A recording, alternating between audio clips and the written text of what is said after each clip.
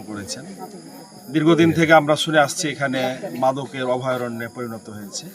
এলাকাবাসী, বিক্ষুব্ধ এলাকাবাসী এবং সচেতন এলাকাবাসী এর বিরুদ্ধে অবস্থান গ্রহণ করেছে এবং জনপ্রতিনিধি হিসেবে আমরা মেম্বার, চেয়ারম্যান আমরা ঐক্যবদ্ধ হয়েছি এবং জনমত গঠনের চেষ্টা করছি, মানুষকে বোঝাচ্ছি, বাড়ি বাড়ি যাচ্ছি, নসিহত করার চেষ্টা করছি। এরপরে অনেকেই আমাদের এই নসিহতে সাড়া দিয়ে অনেকেই মাদকমুক্ত জীবন গড়ার প্রত্যয় ব্যক্ত করছেন।